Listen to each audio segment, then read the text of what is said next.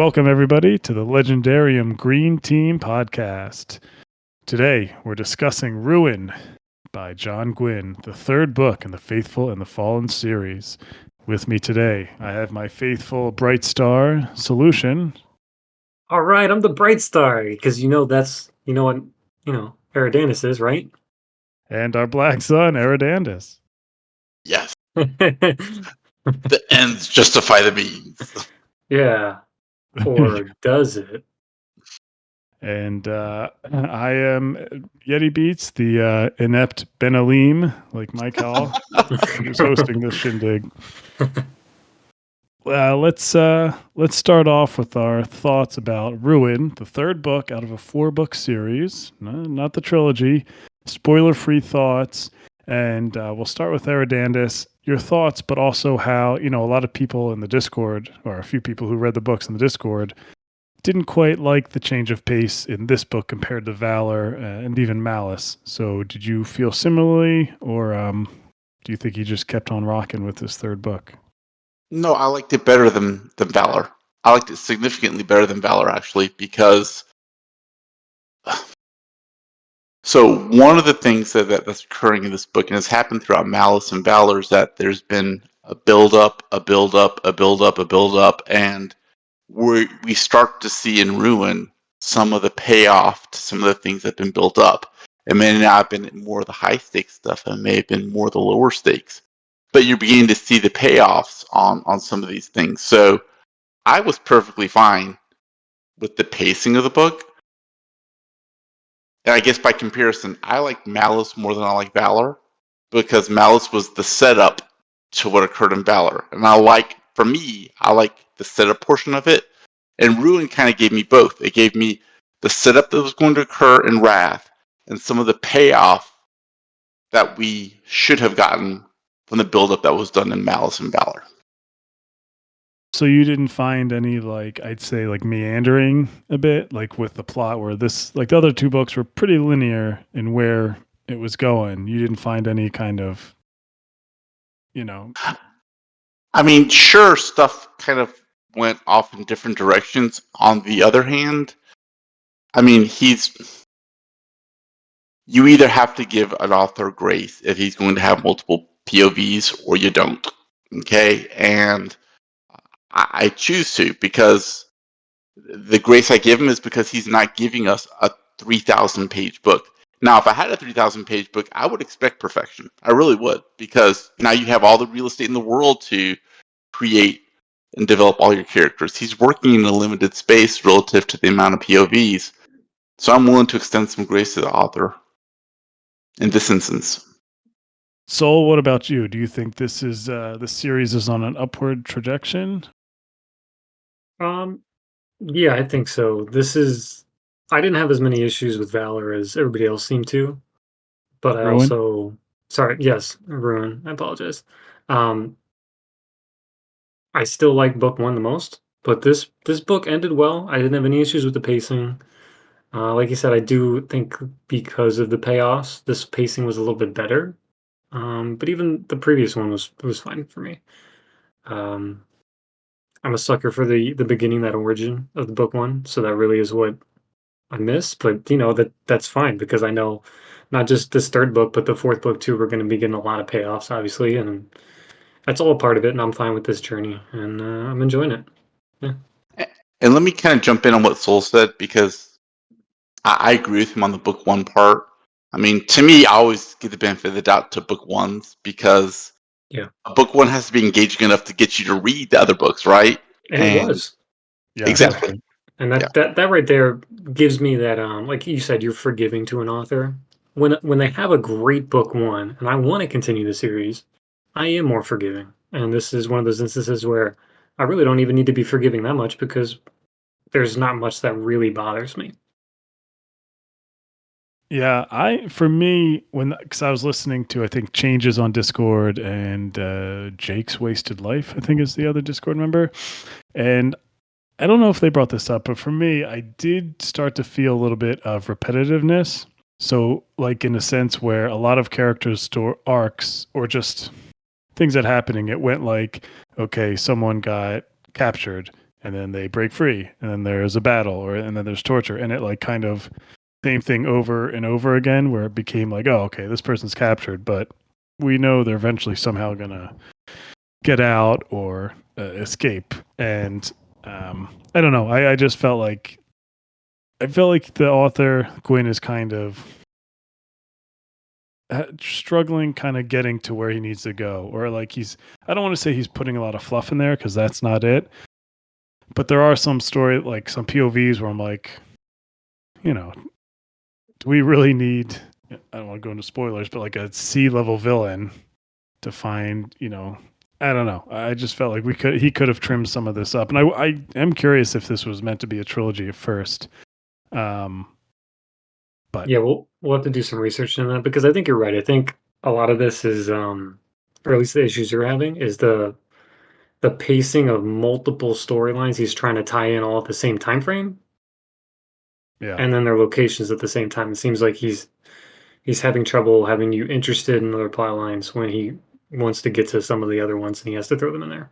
because it felt like there was a definite lull, like in the I don't know, kind of the middle, leaning towards the beginning, of just like, all right, let's get to something, like let's move forward. And then there's this instance where it's kind of like characters collide at this one spot. I'll say it's like a battle type of thing, and that's when from there on till the end, the story really kicks into gear. But it took a little bit to get there, and it just I felt like it could have been a little cleaner. But again, it's not a huge thing. But I could see where other people were like, yeah, it's starting to drag a little bit. And let me say just a little bit of defense. Not that I'm not necessarily disagreeing with you, but just let me kind of offer a little bit of a different perspective. One, we talked about in book one, we knew what kind of book we were getting into. Like, don't be shocked if the author does exactly what he says he's going to do. So, I mean, shame on you as the reader for expecting something different than what the author told you what he was going to do. We know what kind of story structure he's going to give us. He told us that. We discussed this. So I am not shocked and not surprised that he's giving us exactly what he told us he was going to do. Especially as a rereader, I should be doubly shocked, doubly embarrassed. So there's that. One and two, I would say, like, I know that there were some, for example, there's one particular POV makes its appearance in book 3 and it's over in book 3. So, I mean, so that to me, actually, honestly, I like the fact that we had a contained story arc within that. And B, I think that, and when we get to spoilers, we'll talk about it more. I actually thought that character's insight was actually valuable and gave a lot of context to a lot of other things that were going on in that story. So, again, I guess it just depends on what your to me, this is more of an expectation setting thing. Maybe you had high expectations coming out of Valor, you expecting it to go to another level on Ruin, whereas I think Ruin kind of kept the same level you were at Valor. It didn't improve from that, but I don't think it got any worse. Yeah, and in an enjoyment level, I'd agree with that. But yeah, Valor just seemed to me just more straightforward. Like, all right, everyone's getting to the cauldron at one point. We knew that was like kind of the end game, this cauldron, that someone needs to get, and at the end it culminated into this thing, battle. Whereas this one, I feel like we kind of knew where it was going to end up, but it really took a lot of different stops to get there, and a lot of different POVs and character journeys where it's like, which actually to be honest, the POVs, the way he deals with POVs is actually one of my favorite things about him, especially when it's in like, you have big scenes, he'll cut to a character still in that scene, but in a different point of view from the battle or whatever is going on. Or even if it's like a meeting between two sides. So I think POVs is one of his strong points as a writer, that he uses them well.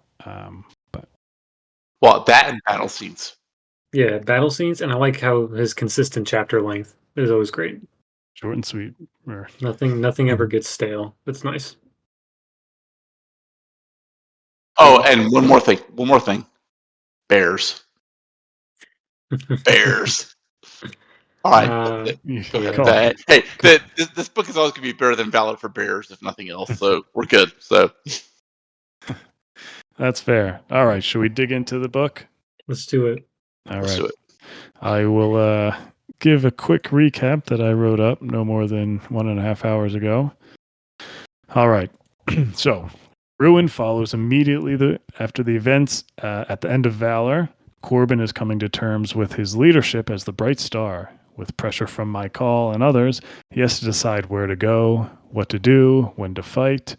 Eventually, that leads him to abandoning Adana, heading to Graham's hold on the way to the fabled Drassel. From there, things go fairly well until Michael informs Corbin there is no prophecy. It's all a lie.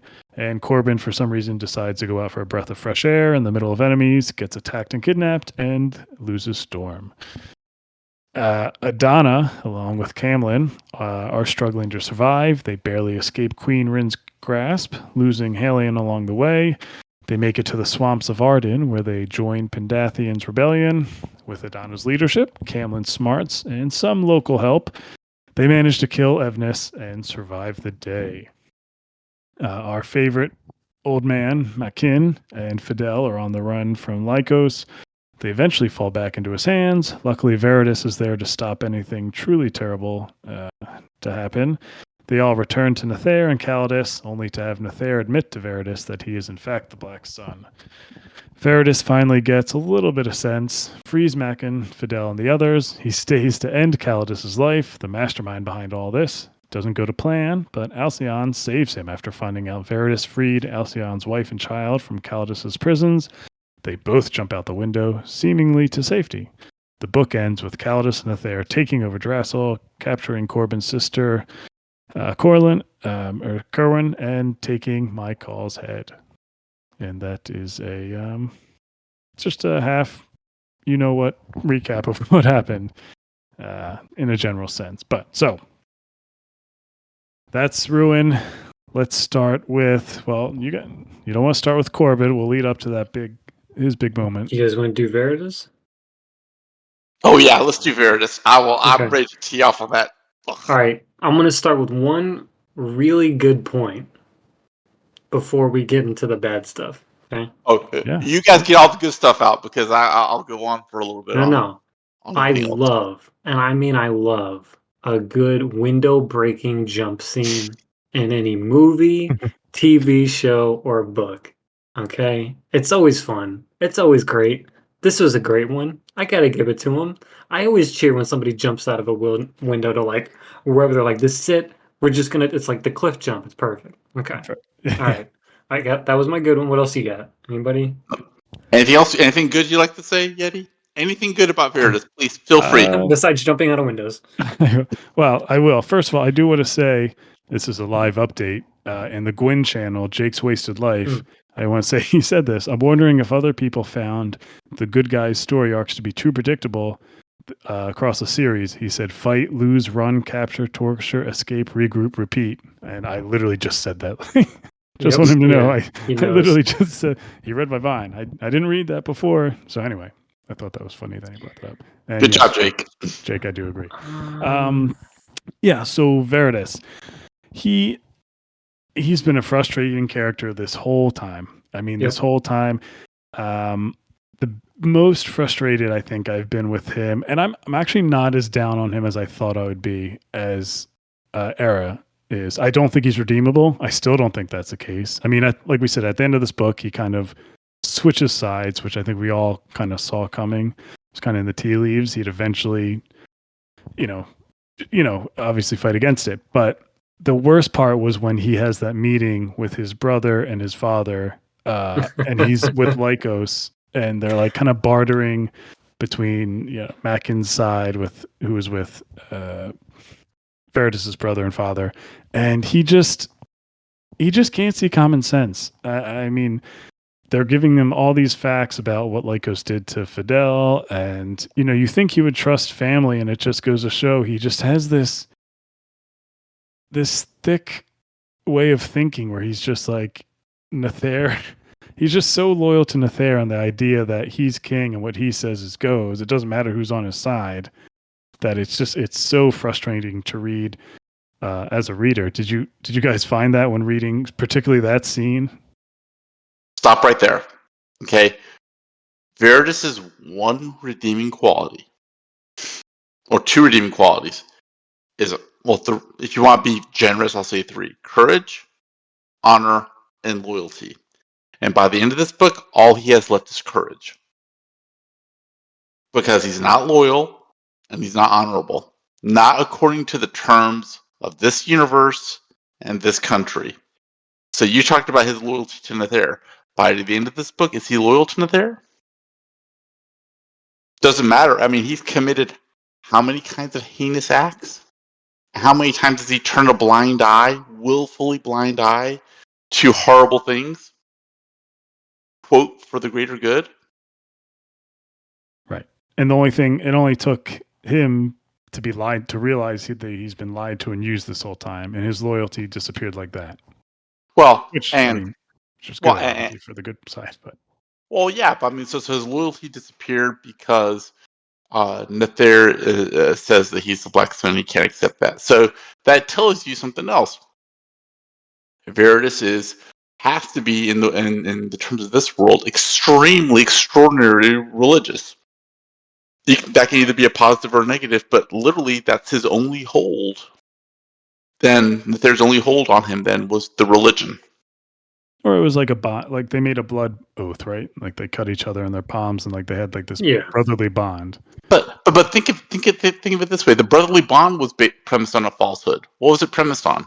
Him jumping through a wall of fire to save him from a giant and an evil wizard who ended up being on their side in the first place. So everything was built on a lie, and Nether's only good qualities have been stripped away from him by the end of this book. And we're supposed to believe that he's honorable and loyal going forward. No, he's not. I mean, he can't be. I mean, I don't care how Gwynne ends up justifying it, because by the way this world works, he isn't. And by the way, let's talk about how actually incompetent and stupid he is. Like, Yeah, if we he's don't pretty mind. far up there. He's very. He doesn't want to. He doesn't want to challenge any of his views, so that's why he gets to Nether's right. Just stick with it. Ignore all and any signs that he's wrong. That way he can focus on doing whatever he wants to do. If he wants to live his life and focus on his other redeeming qualities, and ignoring the rest of the world, which I find selfish. And then when he opens up to the world, which I was planning to be really excited for the scene, and then when we got it, I was like, okay, I don't really care. I was much more interested in the freedom of all the prisoners and how they're going to go about their day, instead of Veritas be like, oh, of course he's just going to go off. Sure. Yeah. Well, wait, what about his incompetence? So he fails at pretty much every task that's assigned to him by Nether. Yeah. The Calidus has to basically work around Veritas's incompetence to achieve his objectives. This wonderfully skilled swordsman apparently is so incompetent that when he pulls a sword in a tent, he doesn't know where it is, and ends up killing his dad for it. And then he blames someone else when it's clearly his fault. I mean, he's so he's a kingslayer, right? Because he was incompetent and not smart, and now he's a kinslayer. Yeah. Because of trying his to say he's the Black Sun? He might as well be. Yeah, I know, exactly.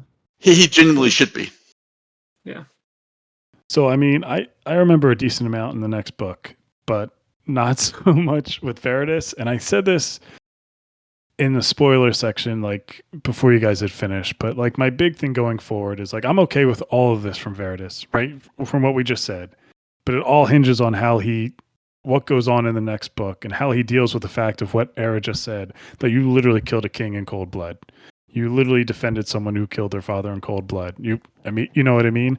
He has to grapple. If there's something that shows he grapples with this, I'm not saying redeem himself, because I think, again, that's out of the question, but sort of just, he has to come to terms with how much evil he did and has to be open about it. That I would like to see, whether he, saves someone or whatever, is sacrifice. I don't know. I can't remember what happens to him, but that's all irrelevant. But I need some internal dialogue that he generally comprehends how much bad stuff he did, and not totally blame it on Nether for lying to him, or he needs to be like, I am an evil person. Everything that I believed into is irrelevant because you know what I mean?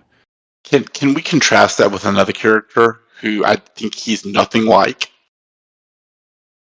He's not Camlin. Okay, so Camlin does not start the series with any kind of honor, Right. any kind of courage, or any kind of loyalty. Not really. He's a bandit and he's a murderer, and he grows into. But the one thing Camlin is he's smart, or at least he's cunning, right? Yeah. And basically, to me, he's the anti-Veritas in that he grows throughout the course of the series, and he becomes loyal, and he does decide that he has something he wants to fight for. He becomes honorable. He becomes loyal. And he's smart enough to have that internal reflection, and Gwynne shows it in the storyline. I would find it false if Veritas actually had any moment of introspection. That's not his character. That's not who he is. Yeah, but Well, now that we've he's been sorry, so that now that he's finally learned the truth, because this whole time he just has this such grounded belief that Nether is honest and good. Like that's been he's just blinded by that thought. And now when he realizes how naive he's been in that, I would expect some introspection, because this is the first time he's had the truth literally just pounded into his head. I mean, it was there in front of him the whole time, but it was literally spoken to him by the one person who, could well, really get it through to him. this is what we've been waiting for this character since the middle way of book 1. I mean, before we even recorded, we were all like, "Oh, can't wait to see him finally understand that what they're doing is wrong." So I think this is another. No, you don't No, disagree. to be clear, you guys wanted that. I've always wanted him to die. That's fine. Okay, one person here wants him to die. The other people want to see his reaction when he realizes he's an idiot and was on the wrong side. Yeah, you wanted him to see that he was wrong, though. You Yeah, wanted you him to also at find it at that moment. the same point in that book, you also wanted Camlin to die because he's obviously irredeemable. But yeah, so this is just. I feel it's not. I don't want to say unfair, but in my mind, for the past how many pages, at least 1,000, anything Veritas did, I was just like, well, here we go. Are we going to finally get? Oh, okay, we're going to go do this again, and it just constantly repeated his storyline over and over again until we finally got to this point.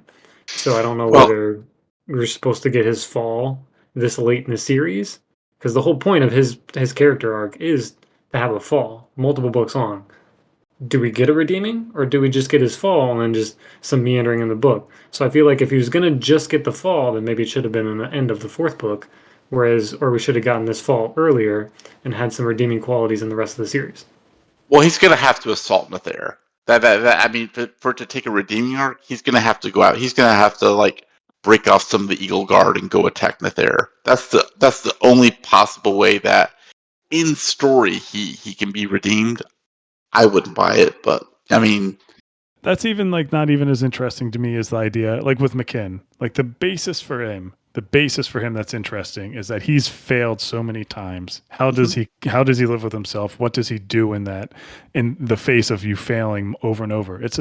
And with Veritas, it's not if he's a redeem, it's like, what do you do in the face of realizing that your whole ideals have been a lie essentially for the past X amount of however long he's been with Nether? What do you do? Like what?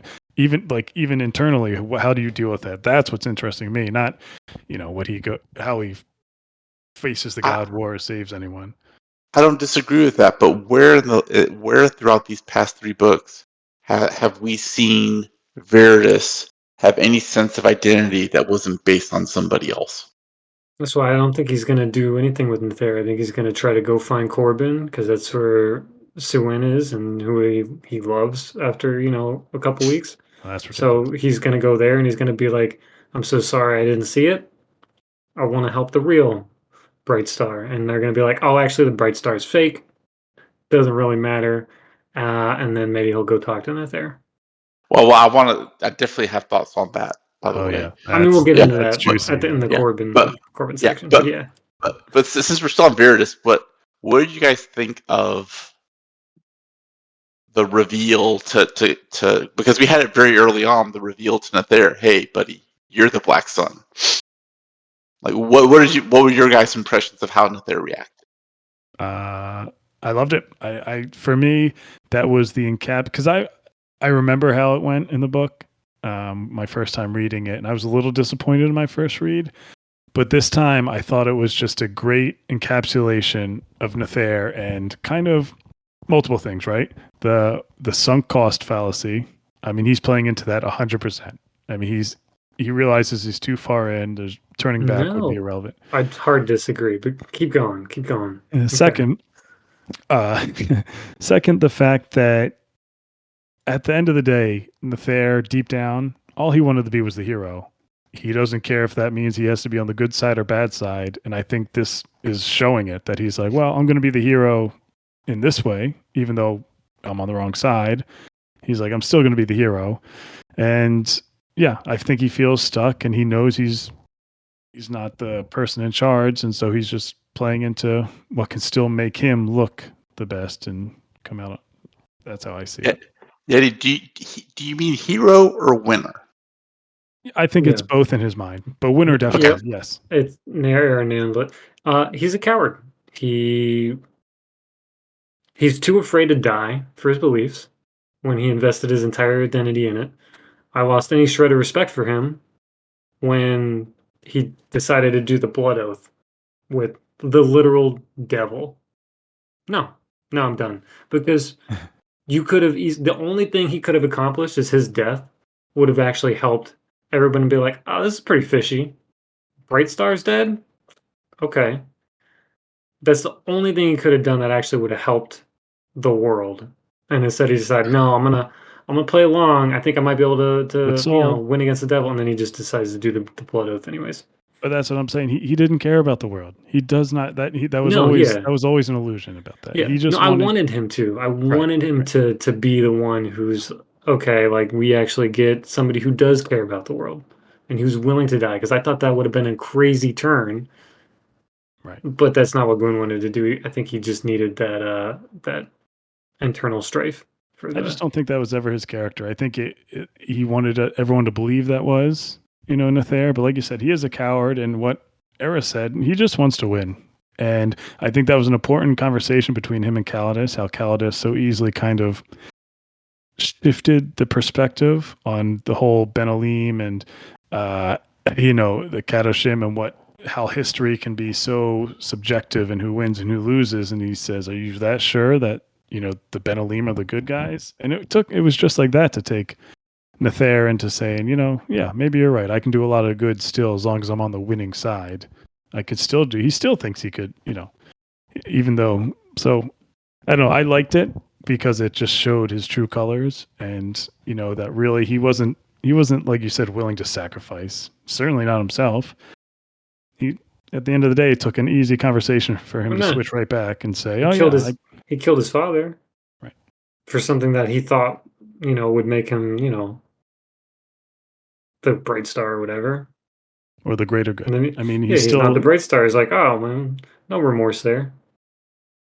So I liked it, but what about you, Era? You're a little quiet. The path to hell is paved with good intentions. So he was already 90% of the way there. We've talked before about how his defining characteristic is his pride. And really to touch your subject for Nether was who would actually be in charge. Not really the fact that he was the Black Sun. If you go back and you reread it, he was more concerned about the fact that Calidus was the one in control and not him. Right. And it felt like more like one of those people who are like cover their eyes and go, no, please don't do that. That's so awful, right? And then something awful happens. I mean, so I really agree. I'm on Yeti's side. This was a long time coming, and it's actually nice to see that they're not pretend anymore. Because a lot of what he was doing was pretend. It was self-delusion, I think. Yeah, but I find this less interesting. Like, I definitely felt that way the first read through. So the first time I read that, I actually didn't find it believable at first. I was like, really? I'm with you guys. I get that it's believable. I would have loved to see it be where he was a martyr instead. But once that happened, and so early in the book, I no longer cared about his character because I was like, oh, he's just the whipping boy from here on. And then we finally get the Veritas section. I'm like, oh, and I don't know like how that goes. So this whole plot line kind of fell flat for me. Yeah. Soul, that would have actually worked better if Veritas was a smidge smarter, Yeah.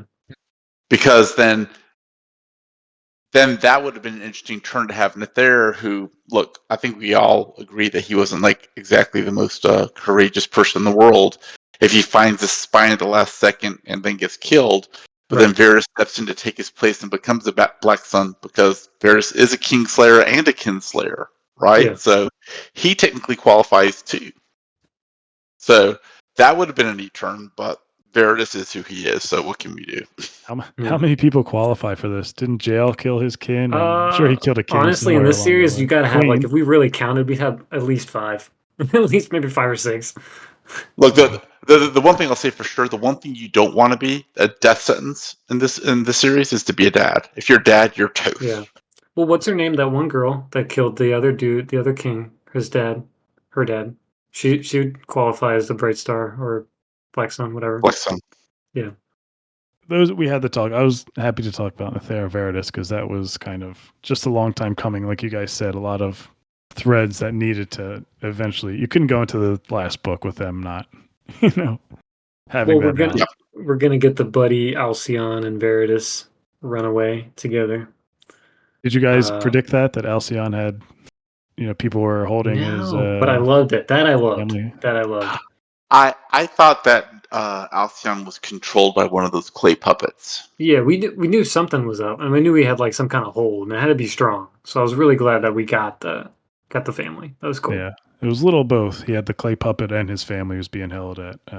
I'll Yeah. get real quick. Well, it doesn't have to be quick. Is Alcyon redeemable in your eyes for all Yeah. he did? Yeah, he's literally a hostage. But Even though he killed multiple, yeah, people. because you see him go out of his way throughout the entire journey, helping people like Swin and stuff like that. Where, yeah, he's doing what he's told, but he's also towing that line to where he's trying to do what he can redeem. Same thing with Fidel. Yeah, exactly. Yeah, I was about to say, To like, me, it's the same thing. Yeah, if you're going to hold Alcyon responsible for his actions, then you have to hold Fidel responsible for her actions. Yeah, right.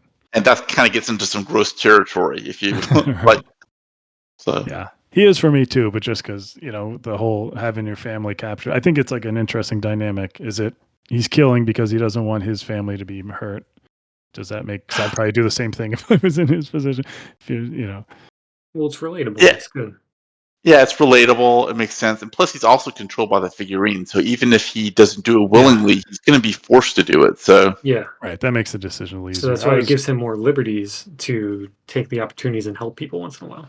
I almost wish he didn't have the figurine because it'd be a more interesting kind of moral dilemma. Like if you just had someone who was captive and you're doing these things, you know what I mean?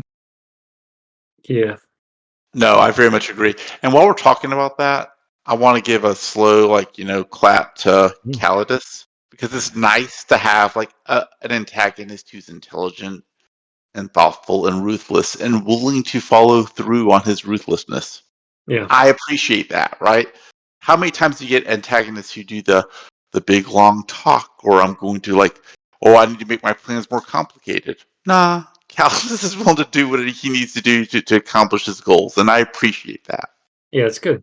I know we Confident talked villains. about it the last episode, but my God, the lopsidedness between Calidus and Michael, it's disgusting. Elion just picked the worst person to be. I mean, honestly, everyone he chose to be like his person to. He's like, I have a lot of people out there who's helping out. I'm like, well, they're all dead. They literally just failed over and over again. Because you went and said hi to all of them once every couple of years, and you never checked on them. That's it. Calidus has like 1,000 freaking Kadoshim. He's got these bear giants. Like he's killing it. Played a lot of chess. Oh, by the way, the Bears were freaking awesome. This may go into another subject, another VIPs for Era. Yeah, man. Prediction. Love these Bears. They were awesome. Like, just quick Good story. scenes. Yeah. Quick story. We went to Alaska, and so part of Alaska, you get the option of going to the Denali Preserve, and so there's wild bears there. So you're in your bus, and you're kind of walking, you're kind of going through. You see caribou and moose and all this other stuff. So we see a couple bears, and the driver's like, well, we have to be careful when we're near the bear, and he's kind of giving explanations, and then he begins to speed the truck up, and the van's going maybe 20, 25 miles an hour, and for whatever reason, the bear gets mad and starts kind of chasing and catching up to the Oh, bus. And I'm like, are you kidding me?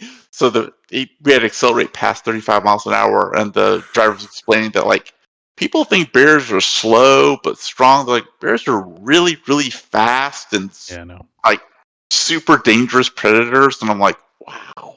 Anyways, Yeah. love seeing giant bears kicking ass. So Yeah, I've seen the Grizzly Man documentary. I'm not going near Alaska, I tell you that. Yeah, should we pivot to, let's say, McKinn, his storyline? Yeah. the old wolf. Yes. So, again, essentially, like we said, McKinn and Fidel are essentially on the run from Lycos and his pirate gang. He pit stops over with Veridus's family, kind of gets saved there with Veridus's dad and his awesome older brother, his not so awesome younger brother. And yeah, I don't know. I'll say this. I love the McKinn storyline. Like one of the highlights of the book I put for me was the scene at the Bridge of Swords where he's like kind of on death's door and he has a conversation, why do you want to return, or for hate or for love or things like that. Having said that, I think Fidel is I think just a tool to tell McKinn's story, and I don't think she's a really good character at all, to be quite honest with you. What do you guys think about those two? All right. So for Fidel, not so much that I don't like her. I'll agree that she's not like a great character. She doesn't really bother me too much. I think she's more of the concept to introduce the dolls and the mind control, and then pivoting to just love interest. So you really don't get too much, and throw that in with another repeat after repeat of run away, get captured, that whole thing again. I didn't really enjoy McKinn's storyline this book because of that. Yeah. Hmm. Yeah. I much, much, much preferred his, I want to say origin almost of book two, where he Yeah, for becomes the sure. old wolf. The gladiator stage. Yeah. Oh, I'm going to disagree with you hard on that one, And that's Soul. fine. Yeah. That's just a personal I'm- preference because I don't yeah. like this type of storyline, especially when it gets repetitive like that. So, Fidel, I'm going to agree with you. I mean, look, there's a lot that could have been done with this character, and I think Mhm. the character, there's the bones of a good character story that could have been developed here. Yeah. Unfortunately, it just looks like she's going to be what's the term nowadays? She's going to be fridged as an excuse for McKinn to wreak bloody vengeance on Lycos, which is sad because I think the character should have been developed more. She's the mother of a bright star turned black sun. Like, there's a lot of cool stuff going on there that could be very interesting if we get more into that. Absolutely, but look, the old wolf, like you're seeing like the development over time of a couple things. One, just like on a just pure action level, like when he loses his temper in the tent and he goes off, like you Yeah, get to that's see, good. okay, he's in there with all these other like superb fighters, and no one's close. Like he is just like murdering people left and right, and it's just basically just numbers that stops him because I mean, he like murdered Lycos' best possible pit fighter, and it wasn't hard for him. So, Right. Soul, you, Mr. Progression, like you're seeing the development of No, that's my favorite part of his storyline. I just didn't well, like the getting there and then now getting captured again and then having to get escaped or rescued again. but you've now seen, but that setup was set up to do two things. One, to show you how much better as a fighter McKinn is than almost everybody else, like Right. in this country, period. Two, you now know that there's something that will break his control and resolve. If somebody tries to hurt Fidel, or when Lycos ultimately kills Fidel, like it's just going to be pure Nordic revenge. He's going to do a straight line right to Lycos, like just like the Terminator coming after John Connor. Nothing's going to stop him until he's wreaked his bloody vengeance. It's all being set up for that. So sure, he'll get tortured or this or that, and then it's just like that moment when he just snaps and he just is going to go absolutely berserk. All being set up for that, and I can't wait. No, I I can't wait can't wait. either. I can't wait for everybody to like be running in fear, going, "The old wolf is coming on!" and running I'm away. still enjoying it. I just love, like I said, I'm a sucker for origin stories, and the origin of the old wolf in book two just really hits. And this is that middle part for me, and then we're gonna get that payoff in book four. That's just all it is. So that's why I mean I still enjoy it. I just don't enjoy it as much as I liked as the previous arc. That's all. Yeah, I'm And with you then we both. get more Lycos mustache twirling, and it's like, okay, yeah, cool, I gotcha, yeah. He's like a cockroach. I mean, the guy just he doesn't go away. I'm with you both. I mean, I definitely think there's like this is one of the things I was thinking of like with Fluff, where I was like the repetitive like he got caught and then they escape, but then he's caught again because of his own temper. So he's caught again, and then he gets out by Veridis. But I do also think like what Era said that it is a great progression. I think the big scene that it was needed was that Bridge of Swords scene because it had to show, okay, what do you want to live for? He used to just live for. He was like a cold kind of just one step after another, like kind of like the Terminator until I'm just gonna kill jail. And it's like you can't. I think a lot of stories have said like you can't live life like that. Like revenge is not a way to live life, even though that might be it. So now I think he was trying to say you need to live for more if you're gonna keep doing these things. In his eyes, that was love for Fidel, which I don't think totally works. Pretty sure both these characters were married at some point. I know Fidel was. I'm pretty sure in book one it said McKinn used to have a wife that passed away. But so I mean, Okay, I don't remember. I was waiting for memory. yeah, it definitely hasn't been brought up since book one. Okay. But either way, I think in the face of trauma and life or death things, it makes sense that they kind of latch onto each other. But I don't know. I felt like this was one that could have been like we just need to get to the point where, like you said, book four, it all comes to a head with either jail or Lycos or something like that. Whereas this kind of stretched out to include Veridis's family, and I feel like he needed to put some other stuff in there to make this take a little longer to get to a certain point. I mean, at least for me, McKinn is it's running on a parallel track to the Corbin and Adair story. It's not really kind of lining up to it. It's kind of on a parallel track, and it's more of a just to me like. Have you ever read those old Nordic myths about like all they want's bloody vengeance, and like at the end of the day, like it's not like the hero, I'm putting hero in quotes, ends up being a good person because they've slaughtered the person's children and like stewed them in a pot and served it to the person they wanted to avenge. The Northman So came out Yeah, last so year. so I was saying is like just go Literally that watch The movie. Northman if you Yeah. want that because that's exactly what it That's is. exactly what well, it is. I mean, so that's what I see McKinn's storyline as. Except McKinn Yeah. has like a touch of you see it in book two. You don't really see it in book three, except for the Bridge of Swords scene. And we may see it again in book four. And maybe it's going to be with I forget his name, with the young kid that escaped Graham's hold, Halen. where you see where there's that core of goodness and honor in McKinn that remains untouched, and no matter what happens, no matter how much he gets pushed to the edge, that core never leaves him. So I wonder if we'll see that in book four. Well, like I said, what's interesting about McKinn, the whole series, is his failures. He failed, Castell in the first book. He failed Ogle in the second book. You're saying he kind of failed Halen, but he doesn't know he's still alive. And if what you say happens in the fourth book, he fails Fidel. I mean, that's what's interesting. How he's going to keep going on when he just keeps failing over and over. Not the love life or not even revenge for me. It's just his own internal struggles with he's giving these oaths as a man and a person. He just keeps breaking them and failing them. To me, that's almost more painful to live with than anything else. Well, I'll say it's a good life lesson. It really is. I mean, did either of you play sports growing up? Yeah, constantly. I mean, how many times has your coach said, you can't, you gotta just put it behind you. You gotta focus on the next play. You gotta put behind any failures and focus on the next thing. That's a good life lesson, right? At least in my career. Yeah. In my career, I try cases all the time.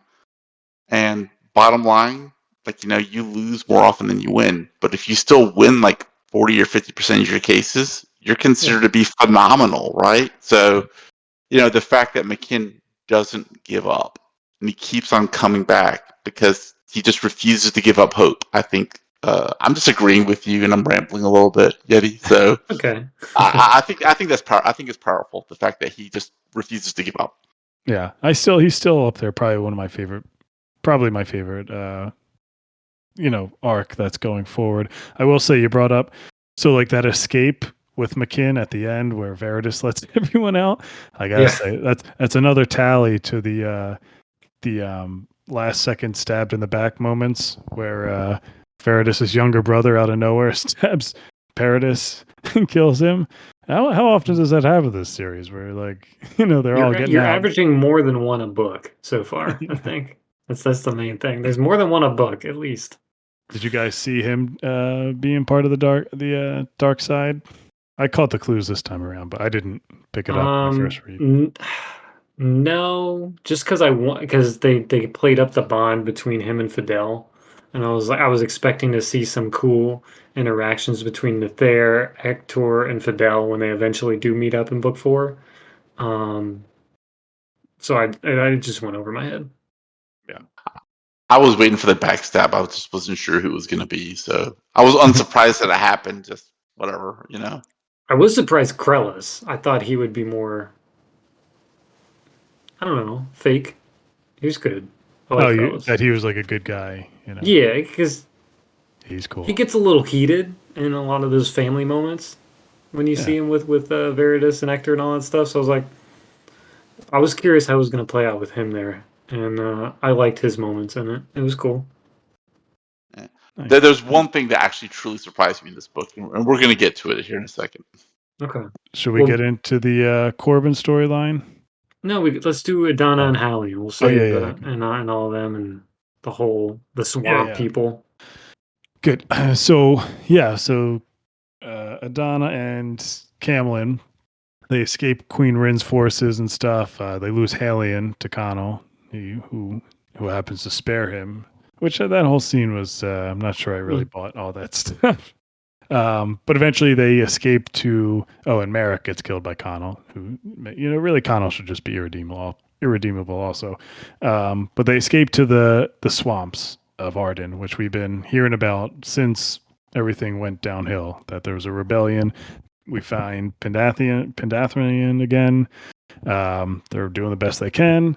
And, like I said, the recap, really they survive based on Camlin's wits, that local girl Meg, who just is a do-it-all, and Adana coming into a leadership role, which I thought was actually kind of cool, honestly, seeing her, even contrasted to Corbin's, but I thought hers felt just as natural, the way she was dealing with people who didn't really respect her in the swamps and stuff. But for me, I just want to say the highlight of this whole sequence was the confrontation between Evnis and Vaughn. And I really wish we got some Vaughn POVs, but I thought that was like a fantastic kind of like a pleading by Vaughn to just have his father do the right thing. Like, it's not too late. And I like that he didn't kill his father, that at the end of the day, it came down to someone else having to put him down. But I thought that was really, I just could feel that struggle, like as a son, as someone who's really carrying guilt throughout this whole series, even though he shouldn't, because you're not your father. You're not doing the things your fathers are doing, but just trying to get rid of this weight to be like, it's not too late. Please, right your wrongs. This is one of the what you're talking about, like Vaughn's arc, is one of the reasons I liked a Ruin more than I did Valor. Like, it's because of something like this, because you see here, by way of a compare and contrast, Vaughn's love is selfless. Ultimately, he does not care, or he can put aside what Evnis did because he wants his father to be redeemed. He'll go through whatever he has to go through to take care of and love his father, because to him, like, that's what's important to him. Evnis's love for Vaughn is selfish. He wants Vaughn to love him under his terms. And if Vaughn won't love him and follow him the way he wants, he's willing to kill his son. Right. Literally willing to kill his son, right? So Unhinged. Totally unhinged, I guess. Yeah. totally unhinged. But I mean, but look, in real life, like there are people who love you conditionally, and there's people who love you unconditionally. And I think it's a powerful message to send. Like, you've got to be able to spot it when somebody does not love you unconditionally. Even when it's family. Even when it's family. Yeah. I mean, that was his last thought. He was going to kill him because it was going to hurt. He And was the worried about the way way that people would look at ended, him. I cheered. That was the first cheer of the book where I was in the middle of just like, I was like, yeah. And when I'm talking about, like, getting some satisfaction, watching evidence die, or reading evidence die, I'm like, oh, that was so good. Let me back up a couple pages and read it again. Yeah. That was so satisfying. Hamlin, because you thought he was going to possibly do it with the whole Adana Royson thing, and you're like, okay, I like how Camlin's got their back. Camlin's my man. And then you do it again, you're like, uh-oh. And then he did it. He saved the day. It was just so good. But what I liked about that with Camlin is that he never loses this distrust. Like he did that because he went to look for Vaughn, because he's like, "Where's Vaughn?" He like, always had hold this on, distrust with him. It wasn't because he, and he was kind of right. Not really, but he was it's like, his instincts. The man is incredible. Okay. He never lost that. He has that kind of what Arrow was talking about, comparing him to Veritas. He has this self-awareness that Veritas never had. And he has it about everything, the good, the bad, about himself, about others. He knows that, like, there's things with that Vaughn's going through, good or bad. He's like, it's just something's not finished here with him, whatever that is. He's willing to think through decisions in his past actions. Well, and this is a good time to bring up Adana, too, because Adana really, towards the beginning of this book, really binds Camlin to her. Yeah. Right? Like, you helped us, you saved us, like, you're not asking for anything, like, and then Camlin kind of says, look, I'm not who you think I am. And Adana goes, no, your actions speak for you. You are exactly who I think you are. And then you get Camlin's internal monologue of, well, damn it, now I have to be this person, right? I can't fail her now, right? So, and that's partly what propels him to distrust Vaughn, because he's become so loyal to her. Well, it's another mark of a good leader with Adana. She's reminding him over and over again of his worth. Everyone needs that. Even this, people with the biggest egos sometimes. You need, I know I do in my life sometimes. Yeah, it's not big ego this, Yeti. Yeah, that's right. Just anyone. You need applause. Whether you're your job or you're at your friend group or anything, that your family, it's nice to be shown how much your worth is, and Adana was constantly throughout the series letting him know, before, not even that he was asking for it, just you wanted to make sure that, like, hey, we wouldn't be here without you, and I don't think he ever got that in any other setting he was in, whether it was Braith which was a nice, man, that guy's a cockroach too. Got his throat slit and he still came back. How do you feel about Wraith and Braith for this this arc? That was the POVs with Rafe. I mean, I could have done with I didn't need so many Rafe POVs. I'm sorry. That was one of the ones where I'm like, man, we're spending, not that I got a lot, but I feel like it was, someone had to be there for a lot of conversations with Rin or whoever, so they used him as that. Well, who is going to be Rafe? I mean, Rafe is going to be shooting for Corbin, which is going to be ridiculous. He's too low scale on the totem pole. So who's going to be going after Rafe now that he's drunk from the cup? Well, that's Rafe's entire arc for this. This whole book was just to introduce the cup and get it to Corbin. That's the reason we got POVs to him, in my opinion. Yeah. But remember, he drinks from the cup, so it's going to give him something. It gave the Giants immortality. So what's it going to give Rafe? Well, even if it gives, like, you're meant to assume, I guess, is that he's going to get immortality, but it's not like healing. It's like the immortality where you don't age, because these giants are still dying when they drink from the cup. They're just living thousands of years. So I'm assuming, and a prediction here is, Rafe drinks from the cup, starts getting a little better, still dies from Corbin, but they don't understand that he drank from the cup, and then either falls back in someone else's hands, and then they got to get it back. I don't know, something like that. Yeah, I mean, yeah, Uthas talked about what it does. I won't spoil it, but it's it does some specific things. To me, there was a moment in this book with Rafe that I thought was really telling, and maybe what Gwynne wanted to tell about Rafe. So when Camlin and Vaughn are abducted or like ambushed by Rafe and Braith, and I think that's when Braith dies, when Camlin, they kill him, and Vaughn lets Rafe go away, and he's saying, "What do what'd you do that for?" And Vaughn essentially says, "He's just a kid." When it all comes down to it, he's just a kid. And I thought that must have meant something that he puts that in there to let him know he's stubborn and hateful and a bully and all that things. But when it comes down to it, he's a kid who was abused by his father, who can't get over the fact that a kid he used to bully is better than him and is rising, and people like him and not like Corbin and not him. And I thought that was interesting to have a character like that who's essentially just a kid who keeps surviving and making the wrong decisions, whether they're selfish or not. Nature versus nurture. Yeah. But he's not some Nature evil like, this big evil like Jael or whoever who's super ambitious. He's just a kid who's making bad decisions, and he's still kind of a bad kid, but still a kid. Yeah, you're right. I mean, the way you're treated as you're growing up with your child like that. But I think Dath got beat by his fisherman dad too. So, well, I mean, Look at there's that. But he had a good friend group. Camlin took him. Yeah. He could have He went a also different had direction. Corbin's family who treated Dath like family as well. Yeah, he had a good support group around him. I will say I do have one complaint about Camlin. I think he's got a lot of plot armor. I think after that first book, Gwynne said anyone can die, and then after that, I'm like, Camlin just seems like he's untouchable. So Camlin, but not McKinn, seems like he has the plot armor. Because McKinn is what I'm like, oh, well, he literally pulled a knife out in the war room. I'm like, nope, he's not dying. Too much plot armor. There's not a chance in hell he's going to die. And then I was like, okay, he's going to get captured again. So that was one of those things. But Camlin, I feel like, I don't know, he could still die. I think there are 3 untouchable characters in this book, as far as I'm concerned. It's McKinn, Camlin, and Corbin. Everybody else is potentially fair game. I agree with 2 of those. Yeah, I agree with 2 of those. Maybe not so much a third. Like I don't know.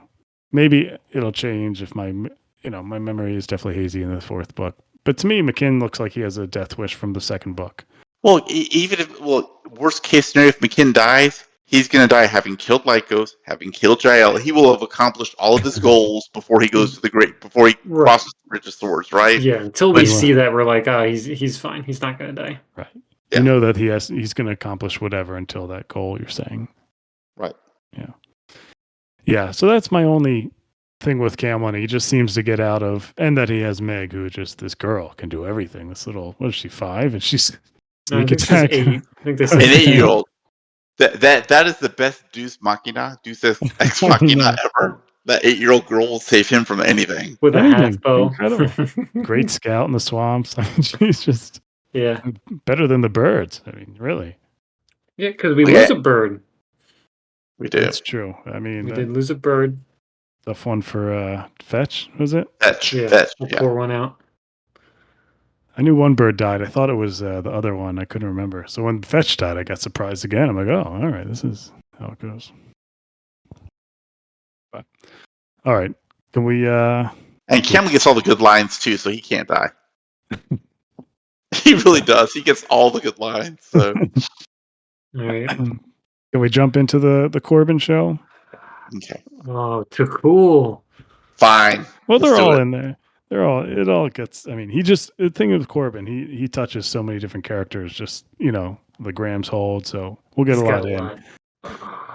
What I want to start with Corbin, we got to dig into it. And you brought it up earlier, Soul. So the big thing in this is that Michael tells him at the end that there is no prophecy. After him dealing with this whole time that he's how to be the bright star, like the pressure, he doesn't think why him and all this stuff. Michael literally says, I just made that all up. It was that was the best, in my view, the best tactic to have Azeroth play our game, saying, hey, here's a prophecy and to follow this. And I liked it because, I thought of this quote by Michael. He says, you think not? Michael asked pleadingly.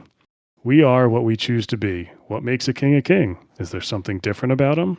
Does special sacred blood run in his veins? No. He is chosen, he believes it, and the people believe. He rises to the task, or he fails it. And I felt like that was what Gwynne was trying to say with this whole series. Is, Corbin's so upset that he's like, was fooled this way, but Michael said, what's the difference? Everyone believes you're the bright star. They believe in you. It's no different than if it was a prophecy. So how did you feel about that reveal, Era? You were chomping at the bit. So, it was the first time I was actually truly surprised at the book. I loved the idea that the prophecy was false. Really, genuinely. On a variety of levels. One, it means the Benelim aren't necessarily working in humanity's best interest. They're working in their own best interest. So him pushing Corbin to go do things and Corbin actively pushing back against it was actually the right choice. So every time Tuchel said, wow, or Tuchel, how do you pronounce his name? Yeah. Cool. Yeah. Well, man, this Corbin kid, he's got spine. I like him. He's making his own decisions. I was kind of all like, it was building up to that moment without us realizing it. So I love that. Two, we've known since the beginning of the story that Elion has been absent. So, and we know on the Kedoshim and Azeroth, they're active and present and actively participating.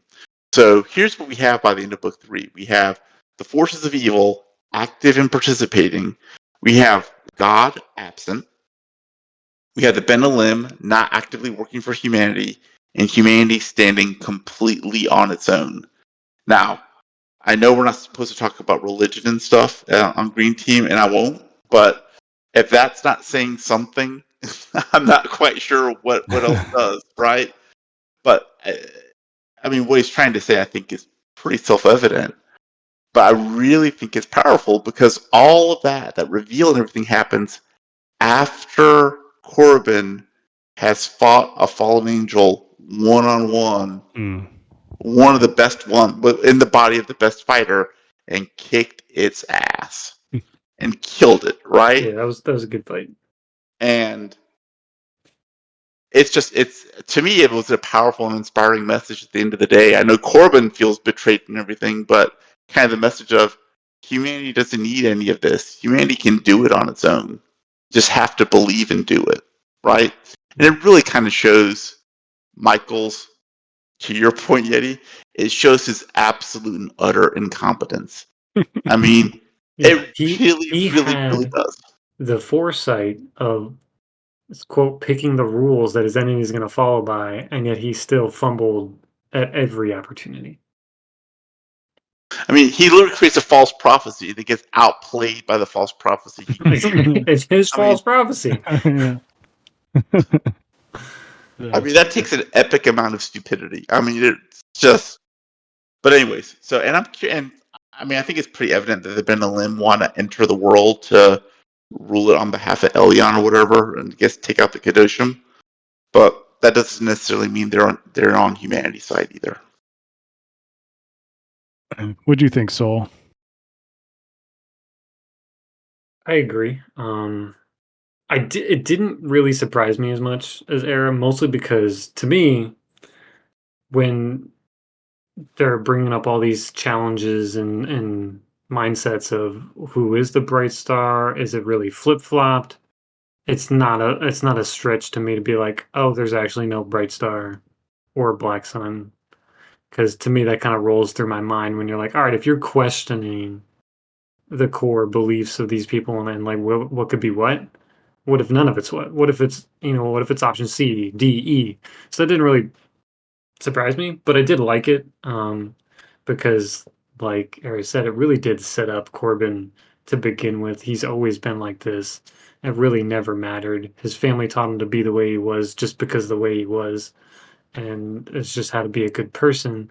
And that's, to me, that's going back to the class issue that I kind of brought up for mostly book 1 and book 2, where it's you have all these lower level class people that are much more humble and less bloodthirsty and more caring and forgiving. And you even see where Vaughn is a better person than his father, because Vaughn is Well, he is hanging out with Rafe and them, but he's also learning. He started interacting with Corbin and his friends a little bit and became a better person while before the fall of Ardon and things like that. So I think this also ties into that where you're going to see humanity starting to rise up, and it's not necessarily going to be under the Bright Star for I think because it's got to be released to the public at some point in book 4, and I think it's going to be a lot of who wants what and deciding fate and either possibly uniting giants and things like that because you see a lot of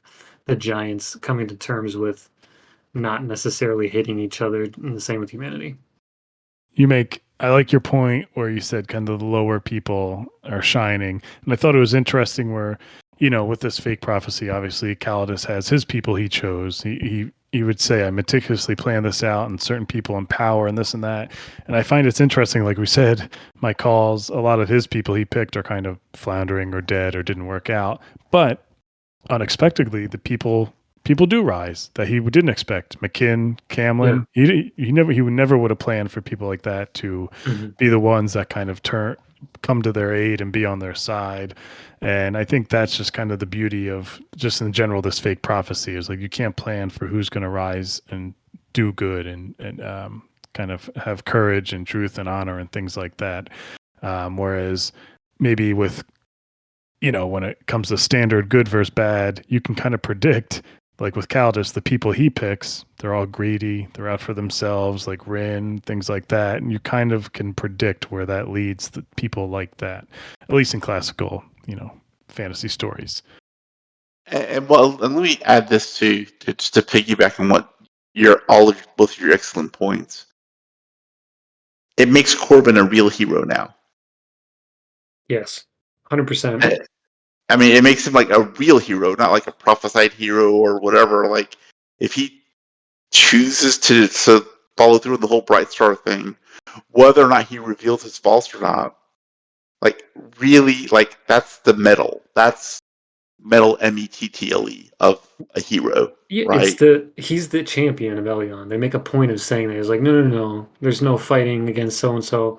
You're the champion, but he's really the champion of humanity, and that's what I really like. That I don't think Corbin's going to matter whether he's a Bright Star or not because he is the champion of humanity. If you want to title that the Bright Star, it's gonna be fun to see that go down. Just because you see his followers constantly, like Graham's Hold and everybody else joining them, and even the people that were with Ufalas or whatever that dummy's name is or was. Don't really care. Oh, okay. So can we talk about? Are we done with this? Because I'm ready to talk about Wolf of Lost and Graham's Hold and all that. Okay. Real quick, I just want to say you kind of touched on it. I love that scene where they kind of give Corbin, was it a crown or the thing they put on his arm? It was a torque. The torque, sorry, yeah. And he says he's not like, worthy of all this stuff. And what have I done? And I love where each person kind of went along where Graham's son says, you saved us from when we were dying at our hold. And Kerwin said, you crossed the world to save me. The giant said, you saved us from dying in the battle with the cauldron. Like, I love how each person went through and kind of did their little hokey, cheesy spiel to him to kind of show him, like, listen, you thick-headed kid, like, you're doing great things. So yeah, I thought that was an effective scene. And I do have a question for Soul. So I know you're a fan of progression fantasy. Yeah. So what do you think about Corbin's progression as a fighter, as a swordsman? Oh, great! That's the first. Like I said, the first time I cheered in this book was Evanes's death because it was very close to this scene, and then I got to this scene, and I think I cheered like 3 times because it's mostly just you get the oh no, I'm gonna lose this fight, but wait, and then you get your ingenuity. You find the protagonist finds like some other way to use their skills and their training to show their advancement. He used skills from other people, not just his skill with Gar. Like he Yeah. used Soul's mood. He might have used some Corlin stuff. What's the dude's name from the book one that died? Toll. Toll. Yeah, Toll. Yeah, he Toll, used yeah, that let's just say sand Toll. trick from Toll. Yeah, so he's learning the culmination of his upbringing. Yeah. I'm gonna show my age. Oh no. Yeah. So He's busting out the tablet with the chisel on it. Okay. I am. The first time I read the Icewind Dale trilogy by R.A. Salvatore with Great Drizzt game. Do'Urden, and the first time like he started having fights with like these master swordsmen, and then in every like the culmination of every book, Drizzt has like this culminating scene with some incredible swordsman, and then he always discovers kind of like, or he invents or creates some new trick to win the day every time, and it was always epic. It was always awesome. I always loved it. And this moment when he beats the fallen angel, I had that same sensation again. I'm like, yes. It was just well done. Just on a pure punching, having fun, and just reading a good battle scene. I just enjoyed it. Yeah, Yeah. Yeti, did you like that scene? This final battle? The one-on-one? Yeah. Yeah.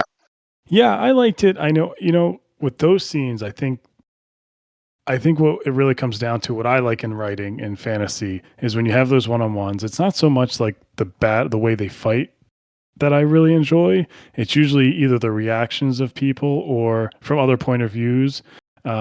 Joe Abercrombie does this really well, where someone's watching the Bloody Nine fight and they're like, "Oh my god!" The thing. That's They're true. just Yeah, that he he can does. really pinpoint, and then they'll go back to the internal monologue during the fight. So things like that. So I really liked at the end when he does do it, and you get the reaction from Jail's right hand man, where he's in shock. He's like, he literally can't move because like Jail's telling him to charge, because he's a sneaky a-hole. But to get that moment where like everyone's cheering behind Corbin and like pumping their fist, and he was saying truth and courage, then it cuts to the POV of Uthlis. And he's just, he can't move. He's like, that was the greatest thing I've ever seen. Like, I thought it was really effective writing the way, because it almost kind of felt like how the reader was feeling. Like, oh, I can't move either. He just, he just used it. It was I so got quick and chills. sudden. Yeah. So I think I, that stuff I liked about it. so in general, I love one of the things I like about like an unreliable narrator POV, or like you're in the person's head POV, is that to Corbin's point of view, hell, I just survived. This is great or whatever. But he doesn't think he did anything special. Right. And then you see it to your point, you see it from the outsider's point of view, and they're like, holy crap, we just saw Superman. Like, Yeah. that was incredible. So, Yeah. and So Corbin's like, ow, like, I just got stabbed in the chest or whatever. This He's hurts. like, "Ow, I'm in pain. I'm alive. All right, we'll deal with the rest later. Let's see how the Yeah. rest of the war is and the going way on." Gwynne, like I like build up too, like how he, when they first go up for that duel, it's three people. It's Jail, Uthlis, and then the hooded figure. And he's like, all right, he's not going to fight Jail, so he'll fight a second. And then they both walk away, leaving this hooded figure. And then Corbin's like, what? And that kind of atmosphere building really works to those one-on-one battles. And then when he takes his hood off and he sees it's Sumer, he's like, oh boy. And he just like, his heart drops. You know what I mean? That stuff really kind of makes the tension kind of ramp up. And, so that's what I like. I thought he did a good job with that stuff. Yeah, no, I agree. And that's why I'm going to divert away from this book so you can edit this part out. That's why I get on you about the Farseer trilogy so much, because, Robin Hobb never talks about how awesome a fighter Fitz actually is, but he's not an idiot when it comes to fighting, because everybody else is utterly terrified of fighting him. They just never talk about it. He never talks about any action. You can edit that part out. That's fine. Yeah, no, they're two different styles, but there are certain authors who really kind of like thrive in these. Like I'm telling you, Abercrombie, I think does it better than anyone. Like has these one-on-one that there's a lot of high stakes between two people fighting. I think I can really get juiced up by them. But sometimes if the descriptions are really about them fighting a lot, I can glaze over kind of quickly sometimes. But I didn't think that fell into this category for this one. So. Also, No, I don't know who the best fighter now is in the world. Like you said, the old world, everything's just getting so mixed up. Is Well, Gar you better don't than need Corbin? to. They want you to be wondering. That's the whole point. Yeah, I lost You track. want I a don't know. convergence in the sea. you beat a fallen angel. That kind of has to put you near the top of the heap. That's all I got to say. Right, give you top dog. Yeah. What did you So want what to do you talk guys? about, Era? I was like, what do you guys think about Tuckle? That's what I And want his to talk about ending. next. Yeah. Good. Heartbroken. So I was heartbroken. Loved him. I did love all his fights with the bears and the giants, and just with Corlin, he's like, no, I'm going to show you how it's done. We're going to go do this. And it was great. He's like, this is what we live for. Even if like we got to go help people, which is another great moment. It was like, yeah, could they have like kind of walked away and saved themselves more and waited for the Bright Star? Yeah, but they didn't because they're like, no, this is who we are. This is what the Bright Star would do. We're gonna do it. And then they did it, even if they lost a lot of people. It was great. It was great. You, Era, how'd you like Tuckle and Graham's hold and his out demeanor? He died the way a Norse Viking should, fighting, right? So, he went out in a blaze of glory. That's kind of what he was. That was his purpose, right? So, Yeah. he did that. A couple parts that irritated me a little bit. They're just minor things, like the giants getting really pissed at him for like killing the bear. Like, what do you expect him to do? Like, pat him on the head? I'm like, Yeah. you're in a war.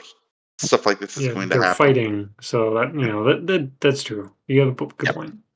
So anyway, so I thought his ending was appropriate. It set up his son, and I like the little fight afterwards to kind of like set up his son to be the leader. I also think it's a bit of foreshadowing as to what's going to happen to Gar in the next book. So that seems to be the destiny for these Jihar. But as long as they go down fighting, I think that's kind of part of their ethos.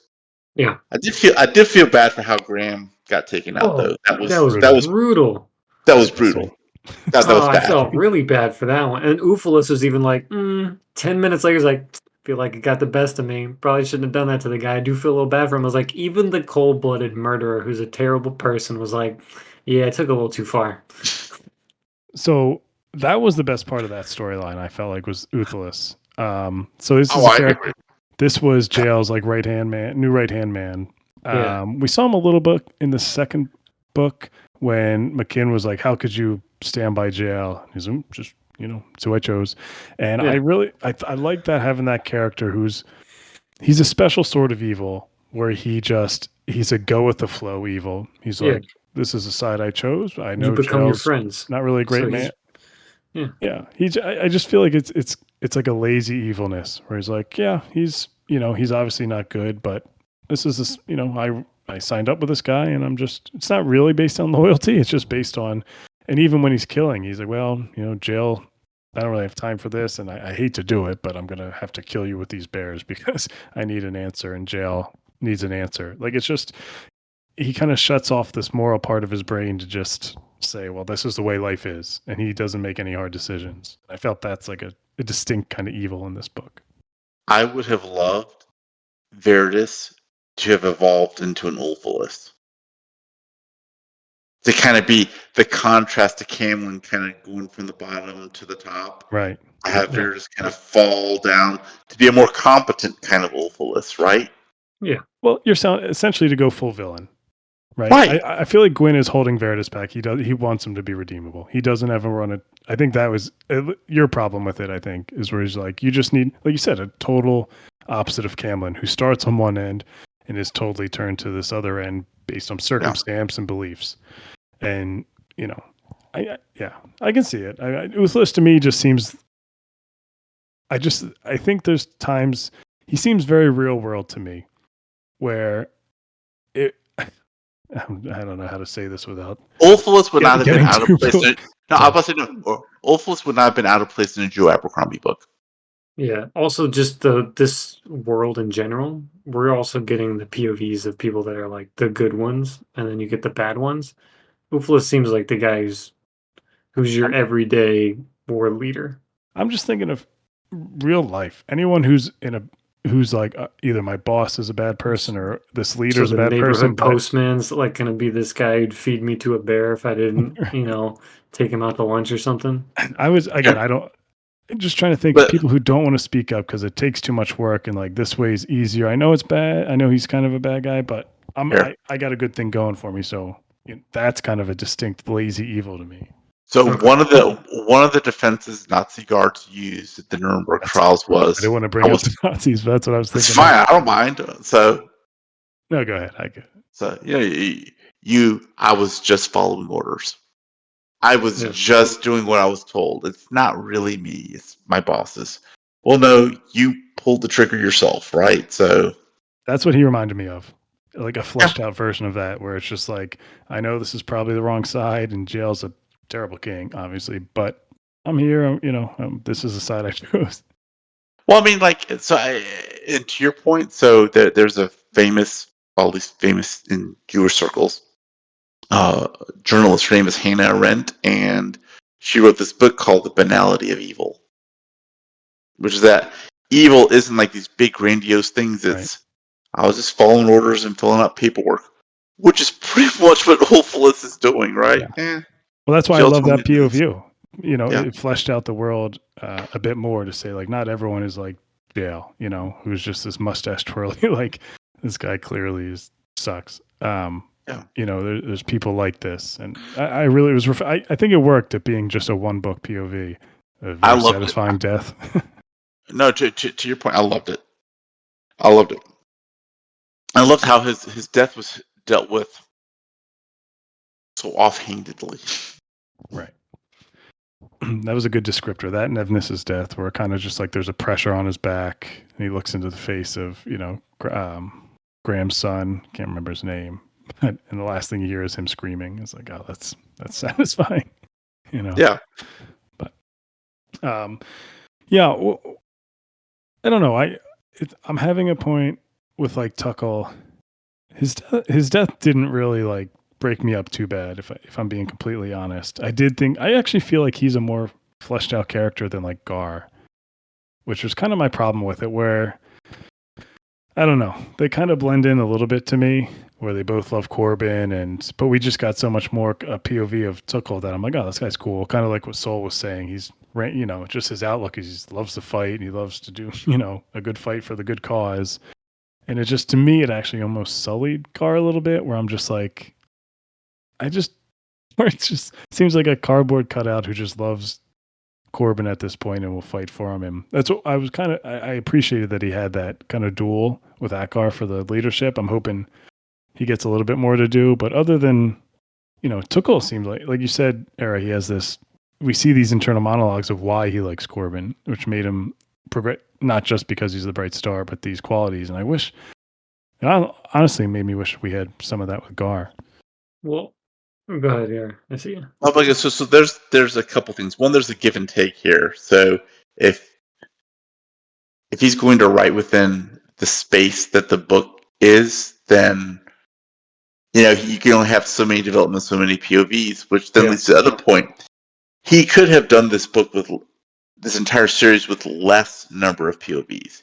Yeah. I mean, so there was some type of editor / author choice between number of POVs and the length of the book, and I'm not sure if we'll ever be able to parse out which is which. And yeah, because I think this is like book one is when we get all this stuff, where we get Gar, we get all this stuff, we get Storm, and Era, you mentioned that from book two, Storm is relegated to just the white ball of fur that attacks people now. Definitely. Same thing with Gar, all these other things. We're moving along in the plot and the world lines. All these people that have already been like kind of fleshed out a little bit, they're not getting more fleshed out. Right. They're already established. We move on to new characters or other interesting plot lines. Very rarely, except the very main POVs, are getting any more development. Right. And That's a great point. It's a small issue. But I think people have brought that up in reviews I read. I think they think, like I've been kind of waffling, they don't like the characters for the most part. They feel wooden, and they point to these characters that start off, like you said, in Malice, we get a good view of them, and then they're kind of left behind for either new POVs that, like you said, something like a Euphilis, right, or they just focus more on our core four. And I think that's happened. Like Gar, I feel like that a little bit of a struggle with that. I don't know. Farrell, Halion a little bit, Halion and Connell. So I think that is a little bit of his limitations. And from what I hear, he gets better with each series he writes. Like I hear the next trilogy's better. Yeah. I'm still enjoying his series. Yeah. Despite all of our nitpicks, this is mostly just for conversation and what I feel about the book. I still really enjoyed it. And and to Soul's point, I would 100% recommend this series to anybody who likes fantasy. This is enjoyable. This is good stuff. Yeah, this is good stuff. it's not. I'm just thinking on like a character basis. Whereas like Mhm. I've had series where I read and I'm like, I'll never forget these characters, and I Mhm. don't think he, aside from maybe a couple, I don't think that would happen with these because he has so many. And like you said, he just kind of he doesn't abandon them, but he does kind of move on to and build some other character up, or just like I said, focuses on McKinn and Yeah. stuff like that. So that's actually an excellent point, and I guess it depends. So you mentioned something earlier, which I think is very relevant to this, which is that every author has different strengths, Right. and I don't think it sounds like he gets better with character development, but character development, at least in this series, is meant more as a vehicle to tell the plot, Yes. and it's not an end in itself. Robin Hobb, the whole story is the character development, and the plot just kind of is wasting. It's kind of like you're Yeah. along for the ride on the plot, but you're focused almost always on the character development itself, and that's just the way the author writes. Yeah, I So don't think he can't do it. I think in this series it's priorities. I think his priority is the plot. And like I feel like he literally could build a whole, like you said, a whole story, a trilogy around McKinn. And McKinn would be one of the most memorable characters in fantasy. I really believe that. But I think he stretches it so much for this plot. I mean, he's doing an epic fantasy. He's doing this whole God War, and he has mythology. I mean, we didn't even talk about it, but he has this whole seven treasures thing. He Yeah. really didn't get into it too much. Maybe he does more in the fourth book, but I mean, I think this book might have been even better if he just had this big treasure hunt, you know what I mean, and the characters going around and focusing on that. But so I think he tries to do so much in this first series that he it's just like up and down with the characters, like the soul was saying. Like he hits a good stride with someone, and then he moves on to someone else. So this development goes down a little bit while this one goes up, and then this one, you know what I mean? And it's not that they go down. It's You're that right. I They feel stay like the the same, I author guess. is trying to trust us and be like, all right, you understand how Dath acts, how Farrell acts, the camaraderie between them and Corbin. We're they're good. fading We'll to the throw you background. some hints, and that's it. Like you're Yeah. meant to be like, they're still doing that. They're still having that relationship with Gar. We're just not going to show you because I want to focus on other stuff to save word count and get to other POVs that want us to tell. I think he just loses depth. I agree with you, but like Yeah. Gar is like I keep thinking I'm specifically thinking that like just think of that first book in Malice, the mystery behind him. That was one of the selling points for me of that book. Yeah. Like, all right, who's this guy that clearly is That's not fair. stable? And then like you could go deeper into that, and it kind of just levels off. Like I said, it doesn't go down, but he just moves into there's Tuchel. Oh, so now we have Gar's father, who's also devout to Corbin, who really, you know what I mean? And it just I don't know. To me, Gar, I keep thinking of like someone laid to the wayside who could be a really, really interesting. Like, who's the guy in Wheel of Time? The with Moraine's Oh, guy. Tom Yeah. Maryland? No, No, no, no. no, no. Lan. Lan. Yeah. Yeah. Like I feel like he could be like a Lan type character, but he's not getting that kind of treatment at all, like depth wise, to me. Yeah. So look, I think it's an excellent point, and something I don't know. I'd have to read the other series to know whether this is true or not. But it would be interesting to see Gwynne take a book and just focus on one POV, like have it just be through one POV the entire just one book, and kind of can he do that, or does he need the multiple POVs? So that just we don't know. That just depends on the author. And like Yeah. I'm not totally disagreeing. Like you guys said, he's just writing a different type of book. He's writing a plot heavy, Mhm. epic kind of like God War type of book. That's what his focus is first, and I think he's succeeding in that. You know what I I mean? want to see how he sticks the landing, and then I'll put judgment on how I think he may be able to do other books. I'll say this that like, duh, Gwynne is obviously a very talented writer. We're not saying anything that's not like obvious. Yeah. And Ruin would then be the third book he's ever published, if I'm understanding that right. Correct? Did he do this in 4 subsequent novels? Wait, what do you mean? This is his third book he's ever written. So like, Right, and then he finished it, and then he moved on right. to other series. Then there's So like, I haven't read anymore, but there's a second trilogy that takes place a while after this one. Okay. so if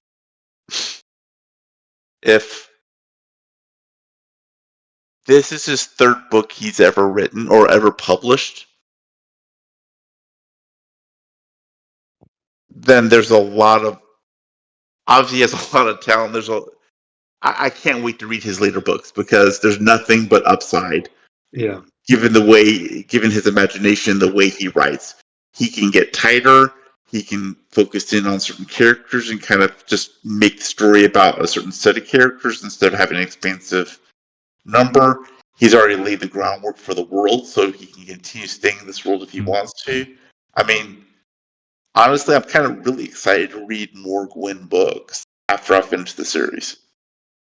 Yeah, I'm with you. I'm with you. I definitely, me and Soul are in the same boat. You're not, Era, but with James Islington, I'm with it. Just the way he ended the Lacanius trilogy. Yeah, like there's a certain Caden. character art that if an author can make me feel that way and let me have that much fun with a character, I'm excited to see what else they can do with their works. Right. I'm pretty forgiving. He did so well with that one character. I ignore everything else that I think he was uneven with that I'd read more with, So it's so funny you mentioned Islington because I was actually thinking about Islington as I was reading book 3, and I was thinking to myself, why am I okay? Why was I okay with Gwynne but not with Islington? Mm-hmm. Because I think overall you're probably getting way more quality, I want to say, as a third book author. Islington, I feel like No, because I don't want to. I was getting a third of what I wanted, and whereas Gwynne, I'm getting like 95% of what I want. Well, two things. Well, first of all, we're doing a crossover episode. That's fine. First of all, Gwynne's a better writer than Islington. It's just straight off. He knows how to plot better. His characters, for the most part, are more distinct. And I think Islington was, he was very ambitious on who he based his writings off of. Like Gwynne based his off David Eddings, which is fine, but it's very easy to kind of form a fantasy series around David Eddings and kind of turn that into an updated version. Islington is basing his off Brandon Sanderson and Wheel of Time.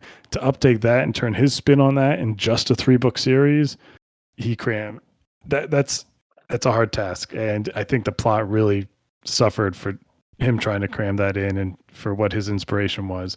But again, my point is his potential with a certain character you were talking about, Soul, I was like, wow, that I haven't felt like how creative he was with that storyline and how just the journey he went on. Not many authors make me feel like that. I think there's something I want to see more of, and I'm interested in maybe one more try with him. Whereas Gwynne, kind of the same thing, except more so. I think Gwynne's just much more of an enjoyable writer in the series. Okay, I have a potential corrective. Did you mean David Eddings or David Gemmell?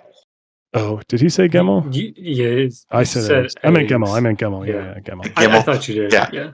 Because it's his books remind me very strongly of the David Gemmell. David Gemmell had a series of books called the Drenai series, and they were mostly one-offs, but there was a couple characters that you kind of follow, and none of the characters in Gwynne's book reminds me specifically of any character in the Drenai series, but the atmosphere and the flavor of kind of like the settings of the book, there are some similarities to that. Kind of like the whole atmosphere. When I'm reading Gwynne, I can feel echoes of what Gemmell was trying to do.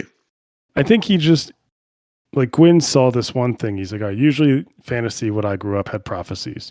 Good guy, farm boy's prophecy. He's like, I'm going to do a twist on this. And we just seen what the twist is. Kind of two, when you could see, first twist was like, oh, what if the bad guy thinks he's a good guy? And now it's like, there is no prophecy. Islington had like 5 different things where time travel. He had, kind of a similar thing with what Gwynne's trying to do and cram too many things. And I just do not think he could, I just don't think he could pull it off totally. Where this series seems to be more of less ambitious, still ambitious, but I think that's exactly the right word, ambitious, because prophecy rooted in fantasy is not as ambitious as time travel. Right. Okay. I think it's easier for him to subvert. A lot of people have issues with time travel. Right. It's easier for him to subvert this prophecy thing in a satisfying manner while still keeping it. I mean, let's be honest, it's still very classic fantasy, this series. Yeah. Look, I love the Celtic atmosphere. I love the Nordic kind of like strains that are kind of weaving in and out of it.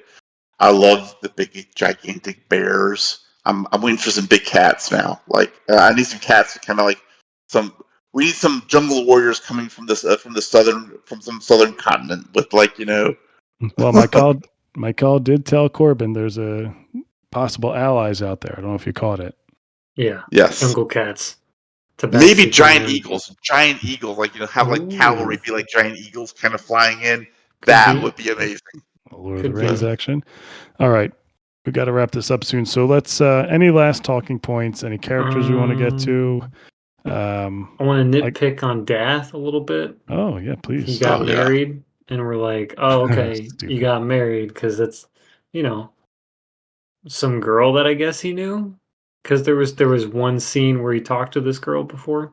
Yeah, it's one of So the never. Yeah. one of The Jahar. Jahar. Yeah. Jahar, yeah. Yeah, the I mean, I'm romances in happy this story, I'm just not. happy for him, but it's just little moments like that where like, okay, if you're going to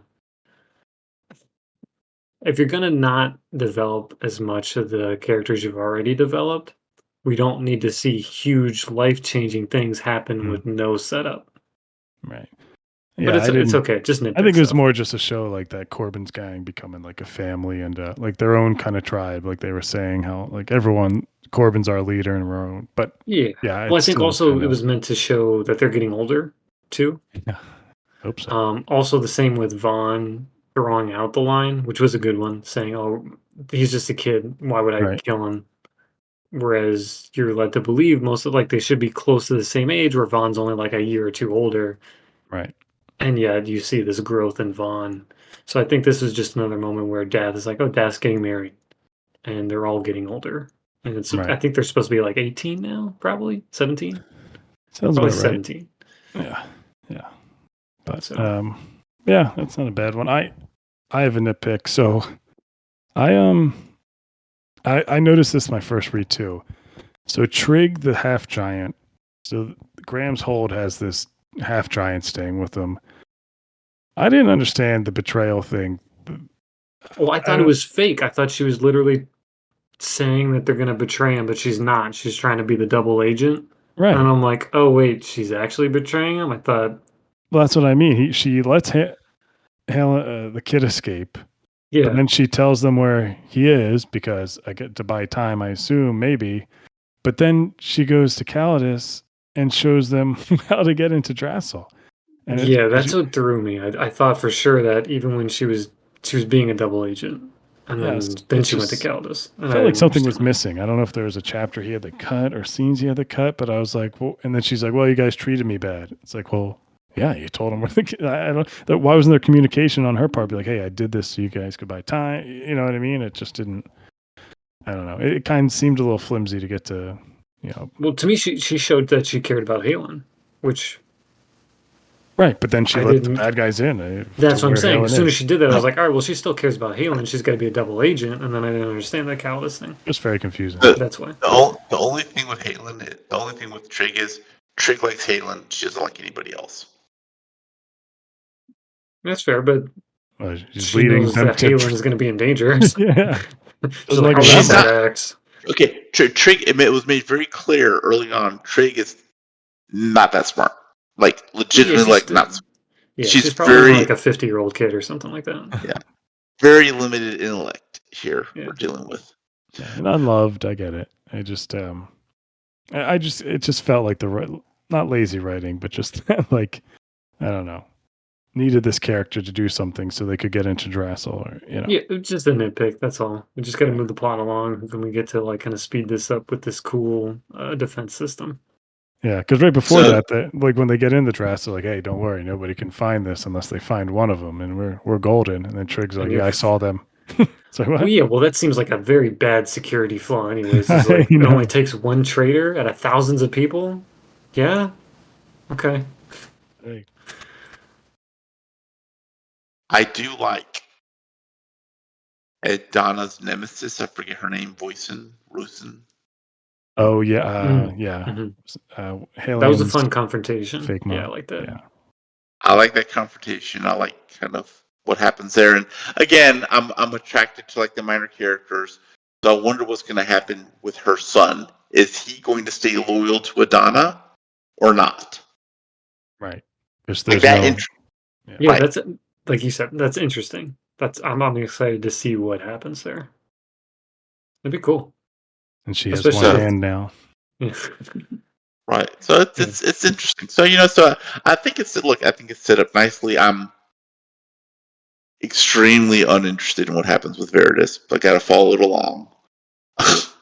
um, which by extension, it makes me extremely uninterested in what happens with Quinn or Suin Irwin is how because it's pronounced in the audiobook. Kerwin, yeah, because she's tied to Veritas. Couldn't care Yeah. less.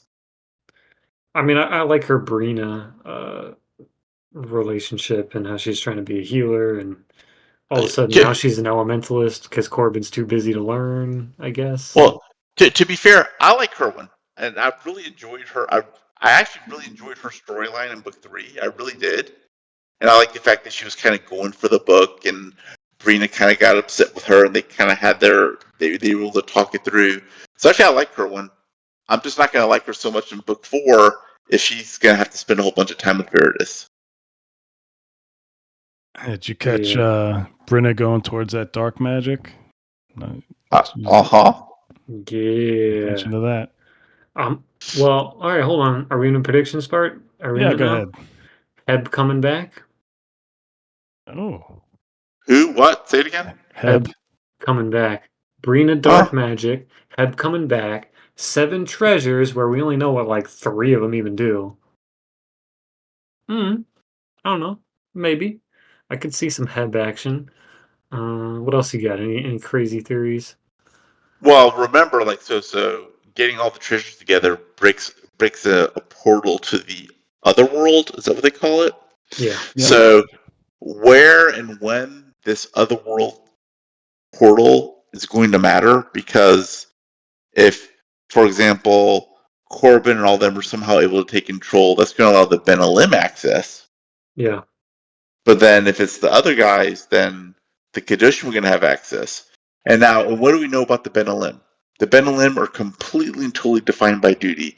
They couldn't give a crap about humanity, except as to the extent that Elion cared about humanity.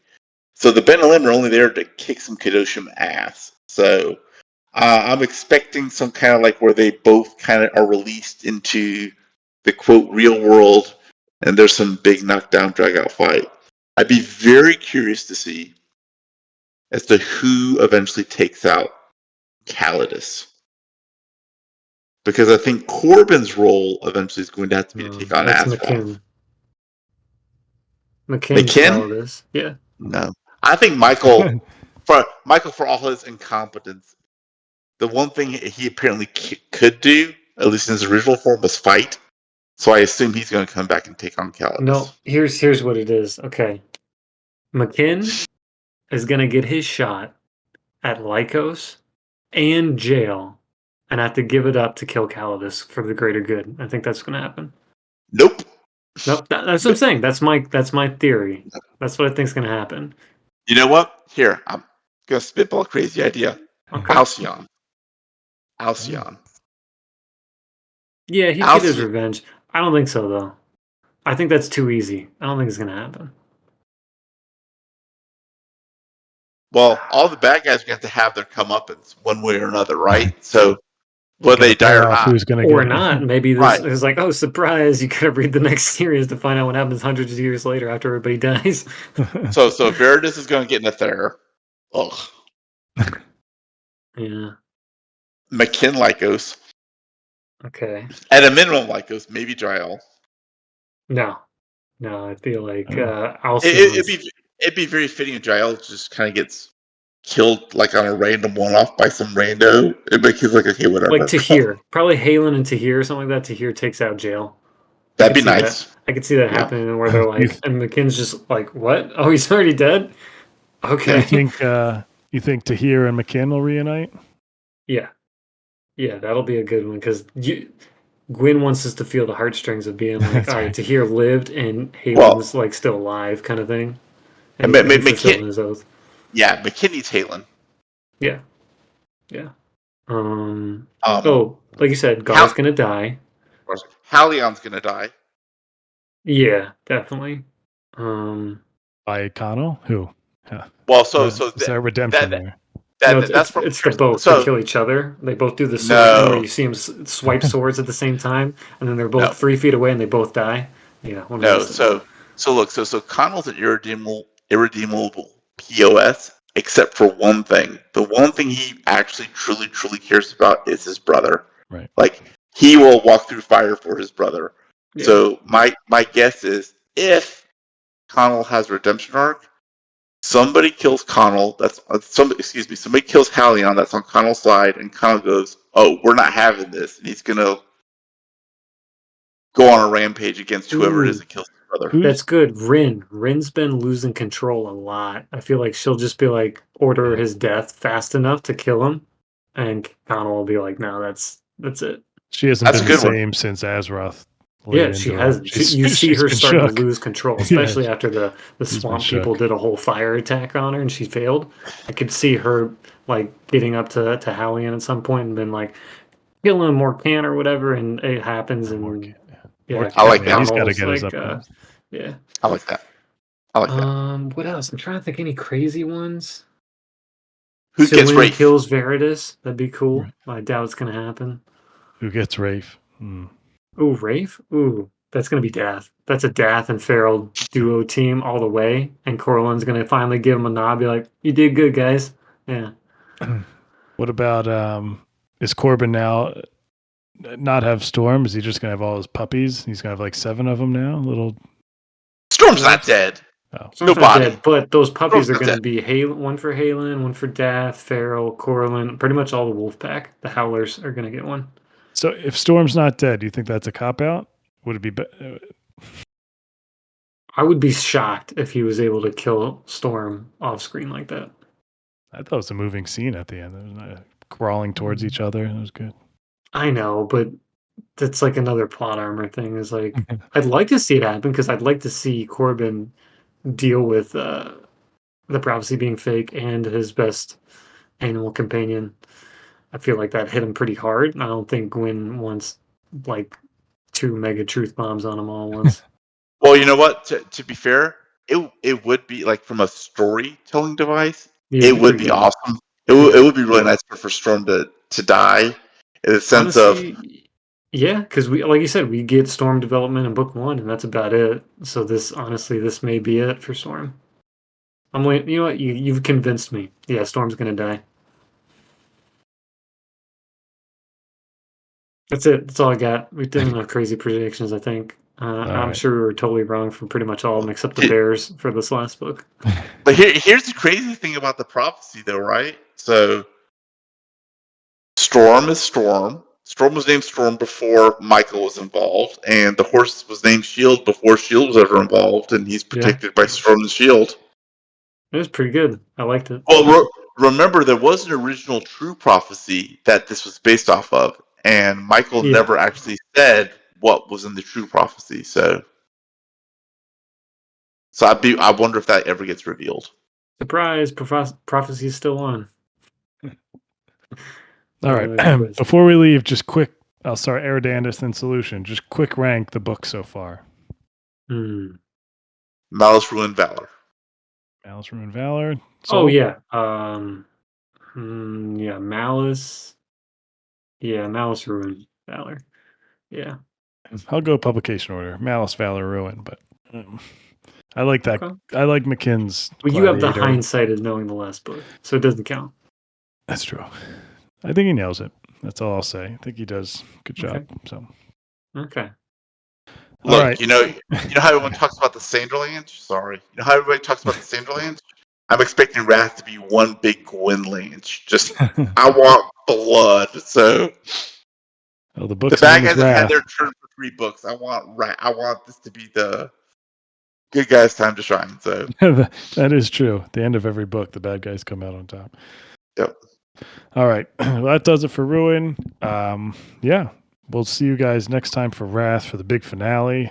See all our hot takes and see if maybe you guys' tunes will change. You'll despise it. You'll swear off Gwynne, and that'll be the end of that. It's always a possibility.